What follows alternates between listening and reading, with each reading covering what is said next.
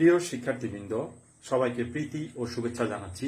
আমি মোহাম্মদ আব্দুল সালাম খান, সহযোগী অধ্যাপক, রসায়ন, কুমিল্লা ভিক্টোরিয়া সরকারি কলেজ। আশা করি তোমরা সকলেই ভালো আছো। ইতিপূর্বে আমি জৈব রাসায়নিক বিক্রিয়া সম্পর্কে তোমাদেরকে কিছু ধারণা দিয়েছিলাম। আজ আমরা জৈব রাসায়নিক বিক্রিয়াগুলো কিভাবে সংঘটিত হয় এবং তা সম্পর্কিত কিছু বিষয় তোমাদের সাথে আলোচনা করব। তোমরা মনোযোগ সহকারে লক্ষ্য করবে, ইনশাআল্লাহ উপকৃত হবে। প্রিয় শিক্ষার্থীবৃন্দ, ডাল্টনের পরমাণু মতবাদ অনুসারে জানি আমরা পরমাণুসমূহই রাসায়নিক বিক্রিয়ায় অংশগ্রহণ করে। এক্ষেত্রে অণুসমূহ প্রথমত বিভাজিত হয়, বিভাজিত হয়ে পরমাণুতে বিশ্লিষ্ট হয়, এরপর পরমাণুসমূহ পরস্পরের সাথে রাসায়নিক সংযোগে লিপ্ত হয়। তো জৈব বিক্রিয়ার ক্ষেত্রে বা জৈব যৌগের ক্ষেত্রে আমরা দেখব যে সংশ্লিষ্ট পরমাণুর মধ্যে যে বন্ধন, সেই বন্ধনগুলোর ভাঙন দুই ভাবে হতে পারে। এক, সুষম ভাঙন, দুই, বিষম ভাঙন।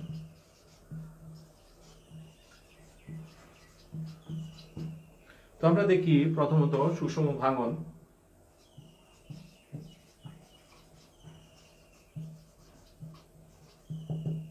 দুটি পরমাণুর মধ্যবর্তী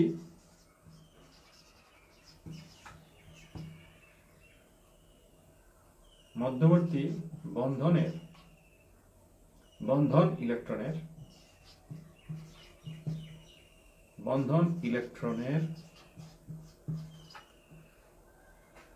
সুষম বণ্টনে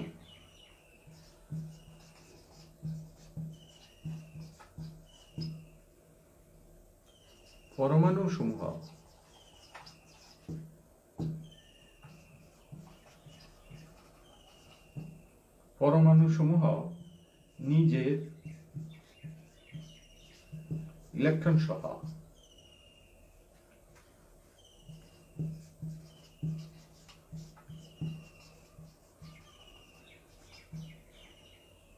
সহ বিচ্ছিন্ন হলে ওই ধরনের বন্ধন বিভাজনকে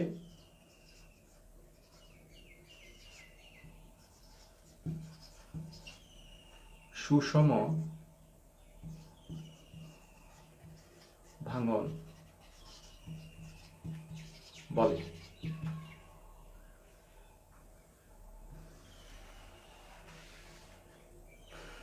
দুটি পরমাণুর মধ্যবর্তী বন্ধন ইলেকট্রন সুষম বণ্টনে পরমাণুসমূহ নিজের ইলেকট্রন সহ বিচ্ছিন্ন হলে ওই ধরনের বন্ধন বিভাজনকে সুষম ভাঙন বলে। যেমন এ এবং বি এর মধ্যে একটি বন্ধন আছে। এই বন্ধনে এ এর ইলেকট্রনকে আমরা ক্রস দ্বারা আর বি এর ইলেকট্রনকে যদি আমরা ডট দ্বারা প্রকাশ করি, তাহলে এই ক্ষেত্রে যদি এ এবং বি এর মধ্যবর্তী বরাবর বন্ধনটির বিভাজন হয়, তাহলে এ তার নিজের ইলেকট্রন সহ এবং বি তার নিজের ইলেকট্রন সহ বিচ্ছিন্ন হলো। এভাবে এই বন্ধনটা ভাঙলো। এই ধরনের বন্ধন ভাঙনকে আমরা বলবো সুষম ভাঙন। এবং সুষম ভাঙনের ফলে অযুগ্ম ইলেকট্রন সম্বলিত অত্যন্ত সক্রিয় একযোজী পরমাণু বা মূলক সৃষ্টি হয়, যাকে আমরা মুক্ত মূলক বলি। তাহলে সুষম ভাঙনে মুক্ত মূলক তৈরি হয়। এরপর বিষম ভাঙন।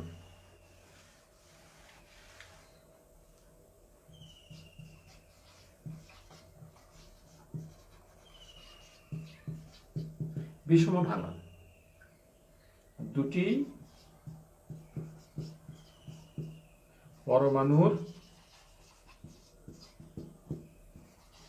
মধ্যস্থ শেয়ারকৃত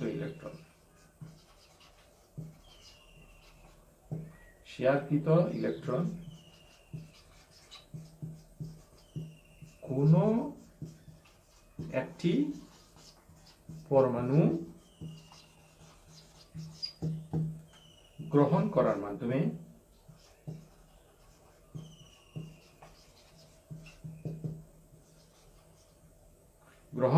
মাধ্যমে বন্ধন বিভাজিত হলে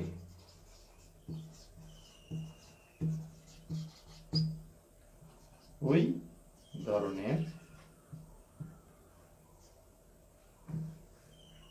ধরনের বন্ধন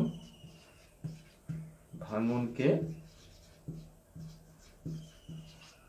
বিষম বিভাজন বলে। যেমন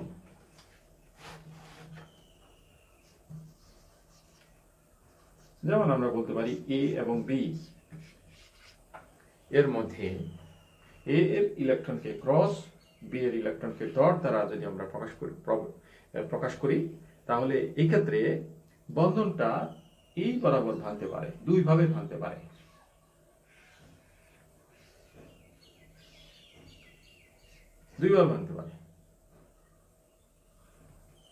এইভাবে, এটা হলো 1 নং পথ। আর আরেকটা ভাঙতে পারে এইভাবে, এটাকে আমরা বলবো 2 নং পথ।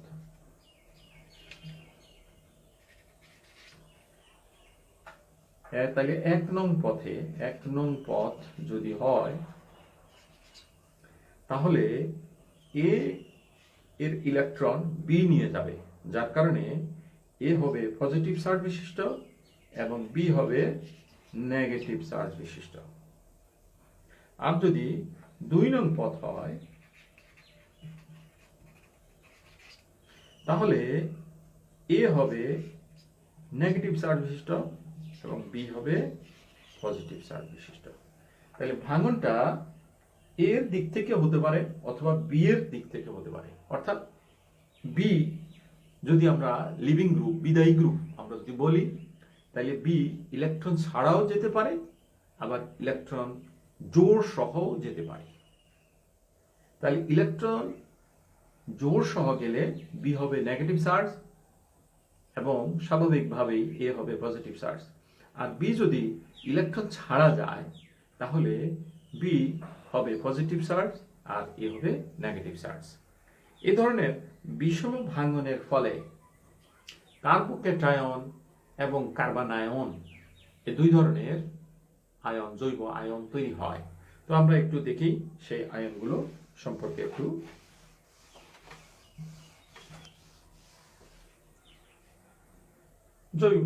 জৈব যে সমস্ত মূলকগুলো সৃষ্টি হয় সেই মূলকগুলোকে আমরা 3 ভাগে ভাগ করতে পারি।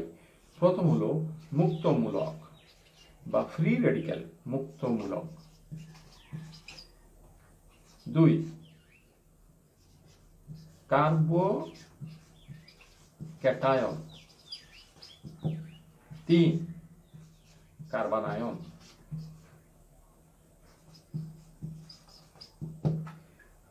মুক্তমূলক, কার্বোক্যাটায়ন এবং কার্বনায়ন। তো আমরা দেখি প্রথমত মুক্তমূলক বা ফ্রি রেডিক্যাল। মুক্তমূলক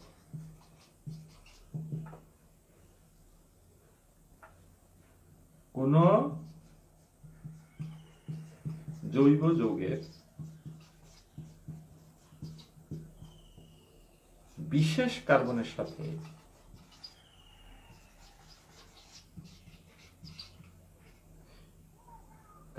সাথে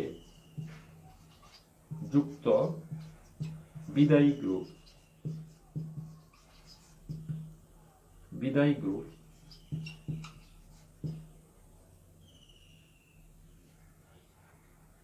গ্রুপের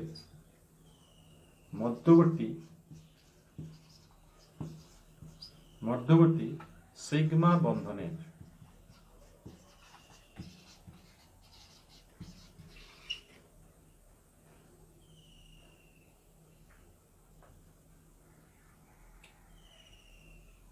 সুষম ভাঙনের ফলে বা সুষম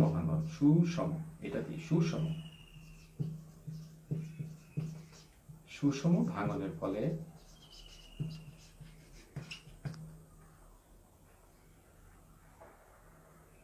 এক যদি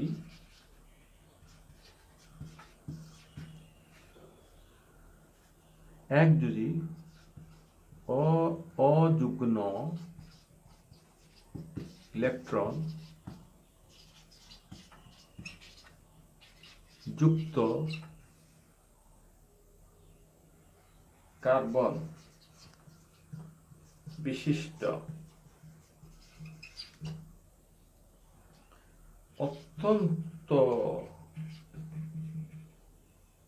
অত্যন্ত সক্রিয়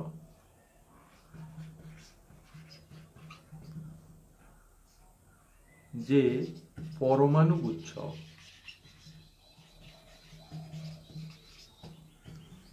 সৃষ্টি হয় তাকে মুক্তমূলক বলে।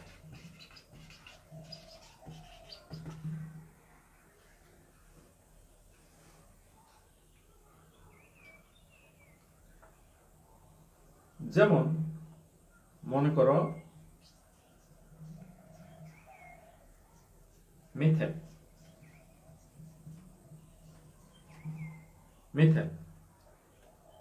তাহলে মিথেন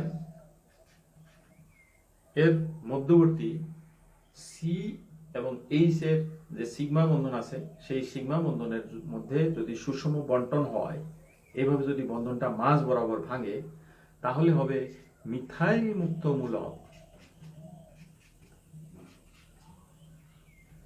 এবং হাইড্রোজেন মুক্তমূলক।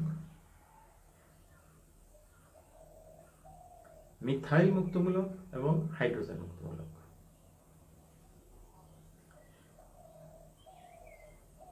তো মিথাইল মুক্তমূলক, তারপরে এইভাবে ঠিক আরো অন্যান্য অ্যালকাইল মুক্তমূলক সৃষ্টি হতে পারে।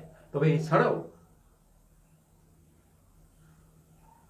এক পরমাণুক মুক্তমূলকও হতে পারে, যেমন হাইড্রোজেন মুক্তমূলক আমরা দেখলাম, ক্লোরিন মুক্তমূলক হতে পারে, ব্রোমিন মুক্তমূলক হতে পারে, অক্সিজেন মুক্তমূলক হতে পারে, ইত্যাদি ইত্যাদি। যাই হোক, তো মুক্তমূলকের স্থায়িত্ব যদি আমরা বলি, তাহলে সেই ক্ষেত্রে মুক্তমূলকের অযুগ্ন ইলেকট্রন সম্বলিত কার্বনের আরো একটি ইলেকট্রন প্রয়োজন, অষ্টপূর্ণ হতে আরো একটি ইলেকট্রন প্রয়োজন। সেই কারণে আরো একটি ইলেকট্রন প্রয়োজন হওয়ার কারণে মুক্তমূলকের অযুগ্ন ইলেকট্রন সম্বলিত কার্বনের সাথে ইলেকট্রন দানকারী গ্রুপ যদি থাকে, তাহলে এর স্থায়িত্ব বৃদ্ধি পায়। এ কারণে মুক্তমূলকগুলো 1 ডিগ্রি, 2 ডিগ্রি, 3 ডিগ্রি হতে পারে। এবং যেহেতু 3 ডিগ্রি মুক্তমূলকে সবচেয়ে বেশি সংখ্যক ইলেকট্রন দানকারী অ্যালকাইল গ্রুপ থাকে, তাই 3 ডিগ্রি মুক্তমূলক হবে সবচেয়ে বেশি স্থায়ী। আর তার চেয়ে কম 2 ডিগ্রি মুক্তমূলক, তার চেয়ে কম 1 ডিগ্রি মুক্তমূলক, এবং সবচেয়ে কম হবে মিথাইল মুক্তমূলক। তাহলে মুক্তমূলকের যদি আমরা স্থায়িত্ব দেখি বা স্থায়িত্ব ক্রম দেখি, তাহলে আমরা এরকম দেখব: 3 ডিগ্রি মুক্তমূলক গ্রেটার দেন হবে স্থায়িত্ব গ্রেটার দেন হবে R2CH মুক্তমূলক। তারপর হবে আরো কম স্থায়ী হবে 1 ডিগ্রি মুক্তমূলক, আর সবচেয়ে কম হবে মিথাইল মুক্তমূলক।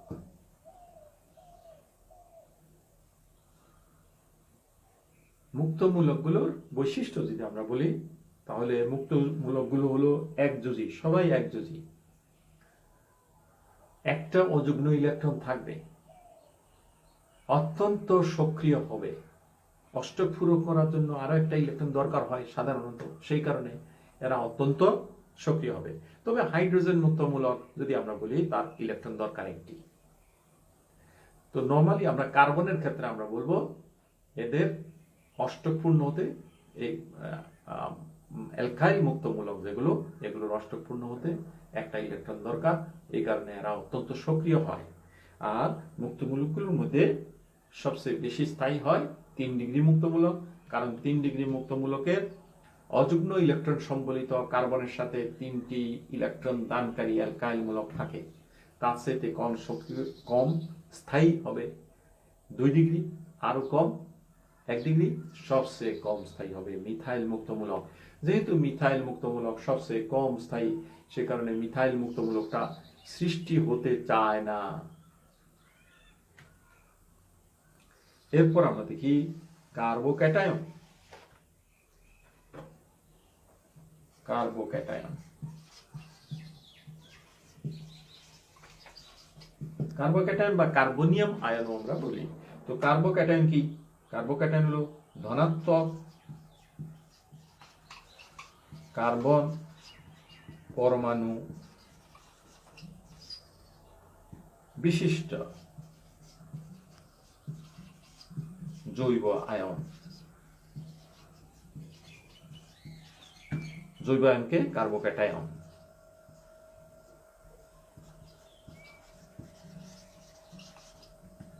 বলে। এটা কিভাবে সৃষ্টি হয়? এটা সৃষ্টি হয় বিষম ভাঙনের ফলে। যেমন কোন একটা কার্বনের সাথে যে লিভিং গ্রুপটা আছে, বিদায়ী গ্রুপটা আছে, সেই বিদায়ী গ্রুপটা যদি কার্বনের সাথে কম তড়িৎ ঋণাত্মক হয়, তাহলে সেই ক্ষেত্রে এই লিভিং গ্রুপটা যাওয়ার সময় বা বন্ধনটা বিচ্ছিন্ন হওয়ার সময়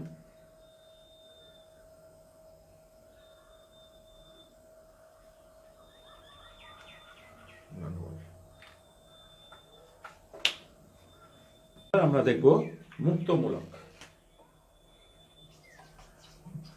মুক্তমূলক বা ফ্রি রেডিক্যাল মুক্তমূলক। দুটি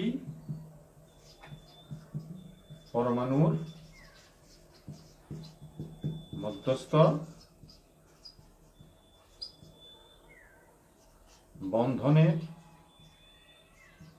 বন্ধন ইলেকট্রনের সুষম বণ্টনের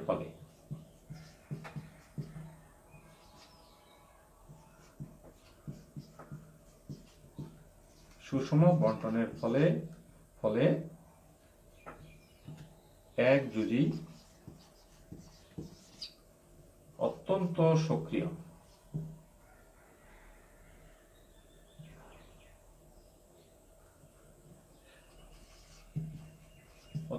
সক্রিয় অযুগ্ম ইলেকট্রন সম্বলিত যে মূলক সৃষ্টি হয় তাকে মুক্তমূলক বলে। দুটি পরমাণুর মধ্যস্থ বন্ধন ইলেকট্রনের সুষম বণ্টনের ফলে একযোজী অত্যন্ত সক্রিয় অযুগ্ম ইলেকট্রন সম্বলিত যে মূলক সৃষ্টি হয় তাকে মুক্তমূলক বলে। যেমন এ এবং বি এর মধ্যে যে বন্ধন ইলেকট্রন যুগল আছে, সেটির সুষম বণ্টনের ফলে এ মুক্তমূলক এবং বি মুক্তমূলক সৃষ্টি হয়। জৈব অনেক বিক্রিয়া আছে, এই মুক্তমূলক সৃষ্টির মাধ্যমে বিক্রিয়াগুলো অগ্রসর হয়। মুক্তমূলকের স্থায়িত্ব, অ্যালকাইল মুক্তমূলকের স্থায়িত্ব যদি আমরা বলি, তাহলে সেই ক্ষেত্রে আমরা দেখব অ্যালকাইল মুক্তমূলকের মধ্যে 3 ডিগ্রি অ্যালকাইল মুক্তমূলক R3C 3 ডিগ্রি অ্যালকাইল মূলক সবচেয়ে বেশি স্থায়ী, তার চেয়ে 2 ডিগ্রি অ্যালকাইল মূলক কম স্থায়ী, তার চেয়ে 1 ডিগ্রি অ্যালকাইল মূলক আরো কম স্থায়ী, তার চেয়ে কম স্থায়ী হলো মিথাইল মুক্তমূলক। এর কারণ হলো 3 ডিগ্রি অ্যালকাইল মুক্তমূলকের অযুগ্ম ইলেকট্রন সম্বলিত কার্বনের সাথে ইলেকট্রন দানকারী 3টি অ্যালকাইল মূলক থাকে, সেই কারণে এটার স্থায়িত্ব সবচেয়ে বেশি হয়। আর 2 ডিগ্রি ক্ষেত্রে ইলেকট্রন দানকারী 2টো মাত্র অ্যালকাইল মুক্তমূলক থাকে, এই জন্য আর একটু কম স্থায়ী হয়। আর 1 ডিগ্রির ক্ষেত্রে একটি মাত্র ইলেকট্রন দানকারী অ্যালকাইল মূলক থাকে, সেই কারণে এটা আরো কম স্থায়ী হয়। আর মিথাইল মুক্তমূলকের ইলেকট্রন দানকারী কোনো গ্রুপ থাকে না, সেই কারণে এই মিথাইল মুক্তমূলকটা সবচেয়ে কম স্থায়ী। তাই মিথাইল মুক্তমূলক সাধারণত সৃষ্টি হতেই চায় না। অনেক রাসায়নিক বিক্রিয়ায় সাধারণত জৈব যৌগগুলো প্রথমত এই মুক্তমূলকে পরিণত হয়, এরপর তারা রাসায়নিক বিক্রিয়ায় অংশ নেয়। তারপর আমরা দেখি কার্বোক্যাটায়ন।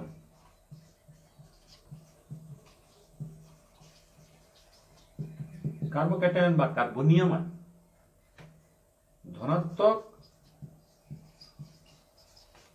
কার্বন পরমাণু বিশিষ্ট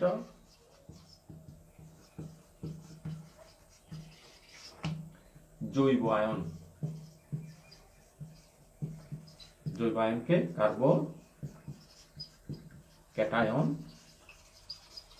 বলে। কার্বোক্যাটায়ন বলে। এই কার্বোক্যাটায়ন কিভাবে সৃষ্টি হয়? বন্ধনের বিষম বিভাজনের ফলে। বন্ধনের বিষম বিভাজন, মনে করো কোন একটি কার্বনের সাথে একটি গ্রুপ, যে কোনো একটি গ্রুপ, যেমন ধরো Br সংযুক্ত আছে, তাহলে এই ক্ষেত্রে কার্বনের তুলনায় ব্রোমিনটা কিছুটা বেশি তড়িৎ ঋণাত্মক, সেই কারণে এটা যদি কার্বনটা ইলেকট্রন বন্ধন ইলেকট্রন যদি ব্রোমিনে নিজে গ্রহণ করে বিচ্ছিন্ন হয়, তখন হবে ব্রোমাইড আয়ন। আর সেই সাথে কার্বন পরমাণুটা ধনাত্মক চার্জে চার্জিত হবে, ফলে এই ধনাত্মক চার্জ বিশিষ্ট আয়নই হলো কার্বোক্যাটায়ন। তাহলে কার্বোক্যাটায়ন সৃষ্টি হবে, অর্থাৎ কোন একটি জৈব যৌগের কোন একটা বিশেষ কার্বনের সাথে যুক্ত বিদায়ী গ্রুপটা বন্ধন ইলেকট্রন জোড় সহ বিচ্ছিন্ন হলেই কার্বোক্যাটায়ন তৈরি হয়। আর কার্বোক্যাটায়নের স্থায়িত্ব আমরা যদি বলি, তাহলে সেক্ষেত্রে 3 ডিগ্রি কার্বোক্যাটায়ন সবচেয়ে বেশি স্থায়ী, কারণ 3 ডিগ্রি কার্বোক্যাটায়নের ধনাত্মক কার্বনের সাথে ইলেকট্রন দানকারী অ্যালকাইল মূলকের সংখ্যা সবচেয়ে বেশি 3টি। আর 2 ডিগ্রির ক্ষেত্রে 2 ডিগ্রি অ্যালকাইল মুক্তমূলক অ্যালকাইল কার্বোক্যাটায়ন আরো কিছু কম স্থায়ী, আর 1 ডিগ্রি অ্যালকাইল কার্বোক্যাটায়ন আরো কম স্থায়ী, এবং মিথাইল কার্বোক্যাটায়ন সবচেয়ে কম স্থায়ী। এই কারণে মিথাইল কার্বোক্যাটায়ন সাধারণত সৃষ্টি হতে চায় না, সহজে সৃষ্টি হতে চায় না। তাহলে কার্বোক্যাটায়ন আমরা স্থায়িত্ব দেখলাম, 3 ডিগ্রি কার্বোক্যাটায়ন সবচেয়ে বেশি স্থায়ী, তার চেয়ে কম স্থায়ী হলো 2 ডিগ্রি, তার চেয়ে কম স্থায়ী হলো 1 ডিগ্রি মুক্তমূলক 1 ডিগ্রি কার্বোক্যাটায়ন, এবং সবচেয়ে কম স্থায়ী হলো মিথাইল কার্বোক্যাটায়ন। তারপর আমরা দেখি কার্বনায়ন।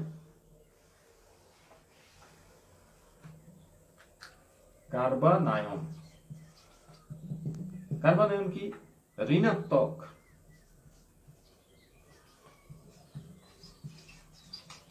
ঋণাত্মক কার্বন পরমাণু বিশিষ্ট জৈব আয়ন।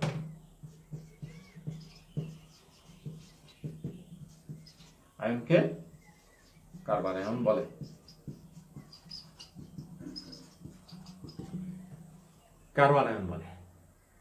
তো কার্বনায়ন কিভাবে সৃষ্টি হয়? কোন একটা গ্রুপের কোন একটা কার্বনের সাথে যুক্ত একটা বিদায়ী গ্রুপ, যে কোনো একটা বিদায়ী গ্রুপ, লিভিং গ্রুপ এর মধ্যবর্তী সিগমা বন্ধন ইলেকট্রন এর যদি বিষম বিভাজন হয়ে বিদায়ী গ্রুপটি বন্ধন ইলেকট্রন ছাড়া বিচ্ছিন্ন হয়, তাহলে ঋণাত্মক কার্বন পরমাণু বিশিষ্ট জৈব আয়ন মানে কার্বন আয়ন তৈরি হয়। তো কার্বন আয়নের স্থায়িত্ব আমরা দেখি R3C নেগেটিভ চার্জ।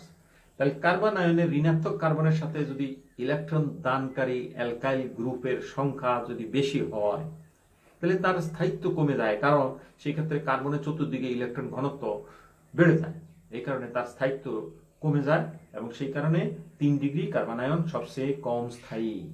তার চেয়ে কিছুটা বেশি স্থায়ী হলো 2 ডিগ্রি কার্বন আয়ন। তার চেয়ে আরো কিছু বেশি স্থায়ী হলো 1 ডিগ্রি কার্বন আয়ন। সবচেয়ে বেশি স্থায়ী হলো মিথাইল কার্বন আয়ন, কারণ মিথাইল কার্বন আয়নের ঋণাত্মক কার্বনের সাথে ইলেকট্রন দানকারী কোনো গ্রুপ নেই, সেই কারণে মিথাইল কার্বন আয়ন সবচেয়ে বেশি স্থায়ী। তো আমরা এই 3টা বিষয় দেখলাম। একটা হলো মুক্তমূলক, তার সৃষ্টি হবে সুষম ভাঙনের ফলে বা বন্ধন ইলেকট্রনের সুষম বন্টনের ফলে। কার্বোক্যাটায়ন সৃষ্টি হবে বিষম বিভাজনের ফলে। কার্বনায়ন সৃষ্টি হবে বিষম বিভাজনের ফলে। কার্বোক্যাটায়ন সৃষ্টির ক্ষেত্রে কার্বনের ইলেকট্রন বিদায়ী গ্রুপটা নিয়ে যায়, আর কার্বনায়নের ক্ষেত্রে বিদায়ী গ্রুপের ইলেকট্রন কার্বন পরমাণুর কাছে রেখে যায়। তাহলে এভাবে এই মূলকগুলো সৃষ্টি হয়, এবং সৃষ্টি হওয়ার পরেই তারা রাসায়নিক বিক্রিয়ায় অংশ নেয়।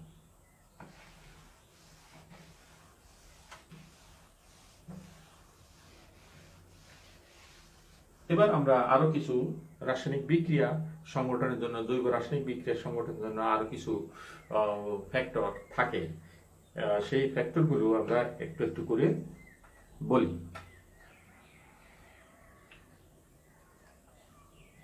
এক, আবেশীয় ফল।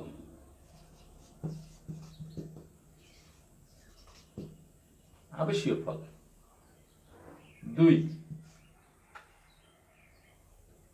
ইলেকট্রোমারিক ফল।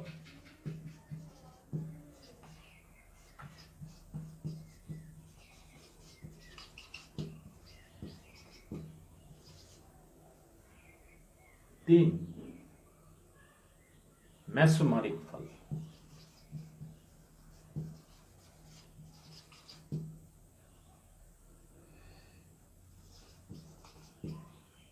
4, হাইপার কনজুগেশন।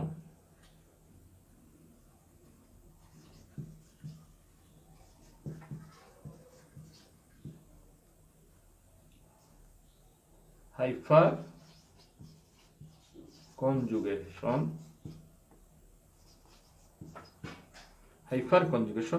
ফল।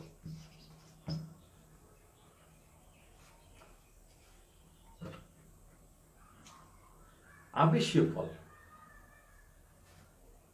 অনেক সময় বলা হয়, একটা কথা বলা হয়, সৎসঙ্গে স্বর্গবাস, অসৎ সঙ্গে সর্বনাশ। অনেকটা সেরকম। কোন একটি গ্রুপ যদি একটি যৌগের মধ্যে বিদ্যমান থাকে, তাহলে যদি বন্ধন ইলেকট্রনের স্থায়ী স্থানান্তর হয় এবং এর ফলে তার সক্রিয়তার তারতম্য ঘটে, এ ধরনের ফলকেই বলা হয় আবেশীয় ফলাফল। কোন একটি যৌগের মধ্যে কোন একটি বিশেষ গ্রুপের কারণে কোন একটি বিশেষ গ্রুপের উপস্থিতির কারণে বন্ধন ইলেকট্রনের স্থায়ী স্থানান্তরের দ্বারা যদি যৌগটির সক্রিয়তার তারতম্য হয়, তাহলে এ ধরনের ফলাফলকে আবেশীয় ফল বলে। যেমন এই যৌগটা আমরা দেখি,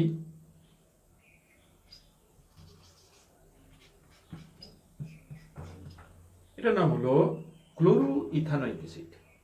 তো ইথানোয়িক অ্যাসিড একটা অ্যাসিড, এর মধ্যে ক্লোরিনটা থাকার কারণে ক্লোরোইথানোয়িক অ্যাসিডটা ইথানোয়িক অ্যাসিড থেকে আরো বেশি তীব্র হয়। এর মূল কারণ হলো ক্লোরিনের আবেশজনিত কারণ। কারণ কার্বনের চাইতে ক্লোরিনের তড়িৎ-ঋণাত্মকতা বেশি, সেই কারণে কার্বন এবং ক্লোরিনের মধ্যবর্তী সিগমা বন্ধন ইলেকট্রন ক্লোরিনের দিকে প্রবাহিত হয়। আর এই কারণে এই কার্বন পরমাণুটি, এটাকে বলা হয় আলফা কার্বন। আলফা কার্বনটি কার্বনাইল কার্বন থেকে এবং কার্বনাইল কার্বন আবার হাইড্রক্সিল গ্রুপ থেকে ইলেকট্রনকে নিজের দিকে আকর্ষণ করে এবং সেই কারণে এটা খুব দ্রুত হাইড্রোজেন আয়ন দান করে। তার মানে এটার মধ্যে ইলেকট্রন টেনে নিয়ে যায়, ক্লোরিন পরমাণুটা টেনে নিয়ে যায়।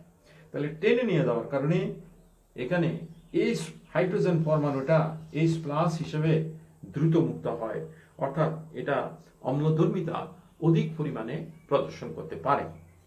তো সুতরাং এই ক্ষেত্রে যেহেতু ইলেকট্রন টেনে নিয়ে যায়, এই ধরনের প্রবেশকে, এই ধরনের আবেশীয় ফলকে বলা হয় -I প্রভাব।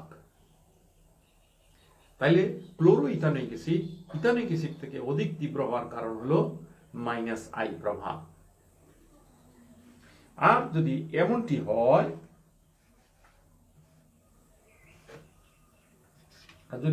হয়, যেমন এমন একটা গ্রুপ, ধরো NH2, এরকম যদি থাকে, এই গ্রুপটা যদি থাকে, বা এটা বাদ দিয়ে আমরা, এটা যেহেতু একটু আবার দুইটার আয়নের বিষয় আছে, তো এখানে মনে করো আমরা মিথাইল দিয়ে দিলাম।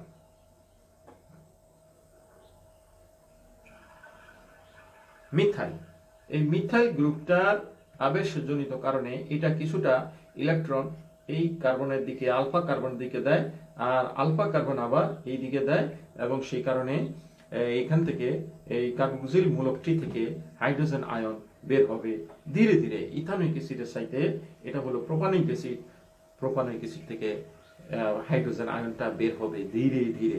অর্থাৎ এই ক্ষেত্রে ইলেকট্রনের ফ্লোটা -I ফ্লো এর তুলনায় বিপরীতে হয়। এই কারণে এই ধরনের প্রভাবকে বলা হয় +I প্রভাব। তাহলে +I প্রভাবের কারণে এই যৌগটার অম্লধর্মিতা যথেষ্ট পরিমাণে হ্রাস পায়।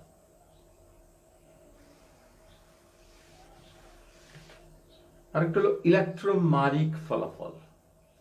কোন একটি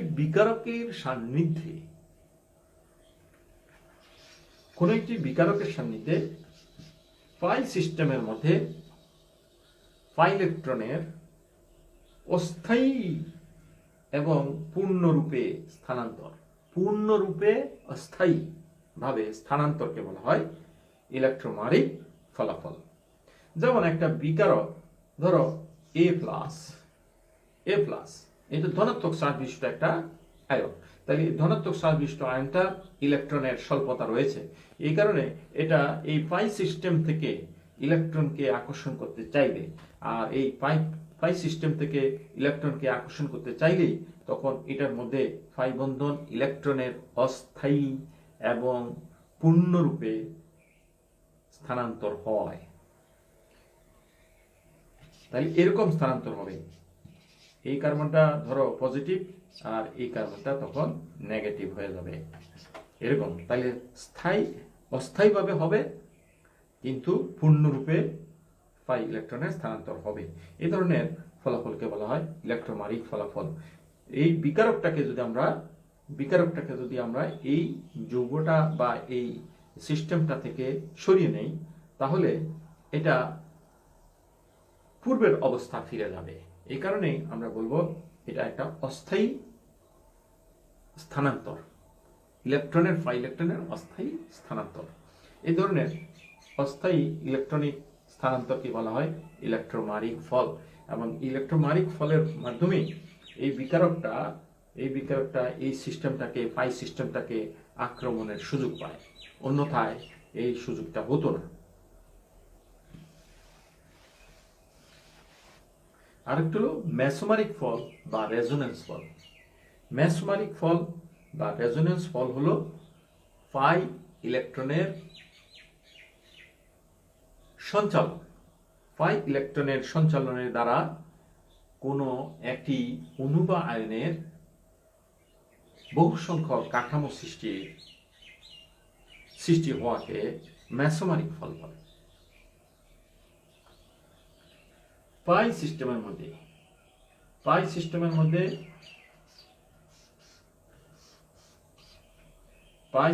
মধ্যে এটা একটা, মনে করো এটা একটা বেঞ্জিনের একটা প্রতিস্থাপিত যৌগ ধরলাম আমরা এনিলিন।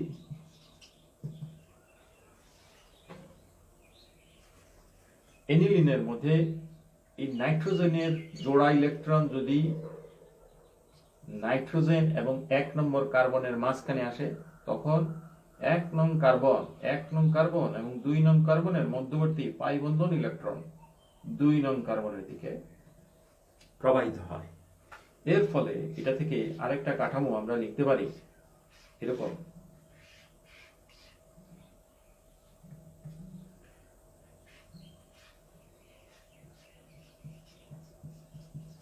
নাইট্রোজেনটা যেহেতু ইলেকট্রন দাতা, সেই কারণে নাইট্রোজেনটা পজিটিভ। তাহলে এরপর এই দুইটা ইলেকট্রন আসবে 2 নং কার্বন এবং 3 নং কার্বনের মাঝখানে। তখন 3 এবং 4 এর ইলেকট্রন দুইটা 4 নং কার্বনে আসবে। তখন এটা থেকে হবে এরকম কাঠামো। 4 নং কার্বনটা তখন নেগেটিভ চার্জ হবে, আর এখানে যেহেতু দুটো ইলেকট্রন আসলো, এখানে নতুন একটা পাই বন্ধন হবে, আর এখানে পুরাতন পাই বন্ধনটা, এখানে দ্বিবন্ধন আছে, এখানে নাইট্রোজেনের সাথে দুইটা হাইড্রোজেন এবং নাইট্রোজেনটা পজিটিভ চার্জ। এবার এই দুইটা 4 নং কার্বনের দুইটা ইলেকট্রন আসবে 4 এবং 5 এর মাঝখানে। তখন 5 ও 6 এর মধ্যবর্তী পাই বন্ধন ইলেকট্রন যাবে 6। তখন এটা থেকে আরেকটা কাঠামো হবে।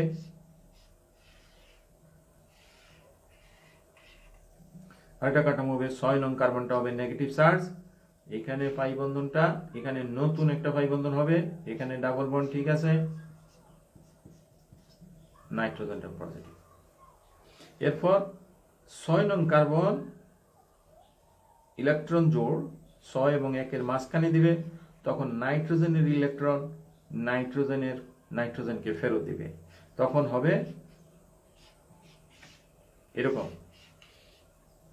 এখানে দ্বিবন্ধন, এখানে দ্বিবন্ধন, এখানে দ্বিবন্ধন, এখানে সিঙ্গেল বন্ড, আবার NO2।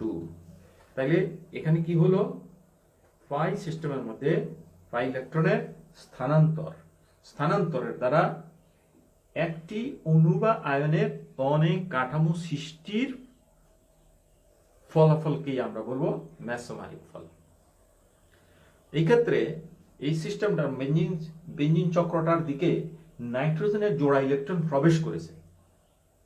তাহলে যদি প্রবেশ করে ইলেকট্রন সিস্টেমের মধ্যে, পাই সিস্টেমের মধ্যে যদি ইলেকট্রন প্রবেশ করে, তাহলে এই ধরনের মেসোমারিক ফলকে বলা হয় প্লাস এম প্রভাব। তাহলে প্লাস এম প্রভাব যদি হয়, তাহলে এই অ্যারোমেটিক চক্রটার ভেতর ইলেকট্রন ঘনত্ব বেড়ে যায়।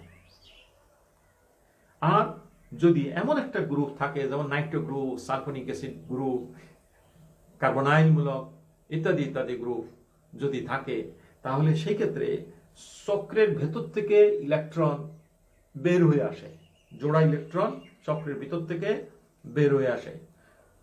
তো সেই ক্ষেত্রে ওই প্রভাবটাকে বলা হয় মাইনাস এম প্রভাব। মাইনাস এম প্রভাবে চক্রের ভিতর ইলেকট্রন ঘনত্ব কমে যায়, আর প্লাস এম প্রভাবে চক্রের ভিতর ইলেকট্রন ঘনত্ব বৃদ্ধি পায়। তাইলে প্লাস এম প্রভাব মানে চক্রের ভিতর ইলেকট্রন আরো ধাবিত হওয়া, আর মাইনাস এম প্রভাব মানে চক্রের ভেতর থেকে ইলেকট্রন প্রতিস্থাপিত গ্রুপের দিকে ধাবিত হওয়া। এর ফলে এই সমস্ত যৌগের সক্রিয়তার তারতম্য লক্ষ্য করা যায়। সাধারণত প্লাস এম প্রভাব হলে চক্রের সক্রিয়তা বৃদ্ধি পায়, আর মাইনাস এম প্রভাব হলে চক্রের সক্রিয়তা হ্রাস পায়।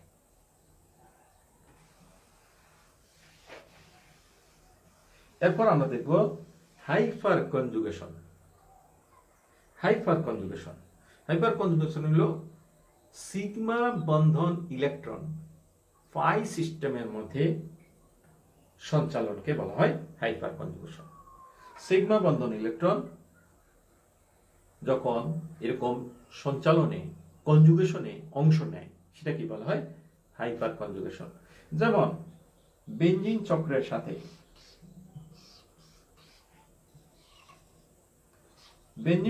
সাথে যদি মিথাইল মূলক সংযুক্ত থাকে,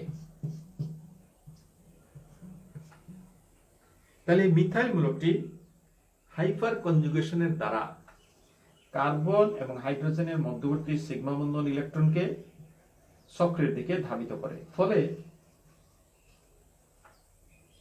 এই যৌগটা 5টি কাঠামো সৃষ্টি হয়, যে কাঠামোগুলোকে আমরা অবদানকারী কাঠামো বলি। এরকম এখানে দ্বিবন্ধন হবে, সি এর সাথে 2টা হাইড্রোজেন, ঠিক আছে, আর এখানে হাইড্রোজেনটা এই ধনাত্মক চার্জ বিশিষ্ট হবে। এরপর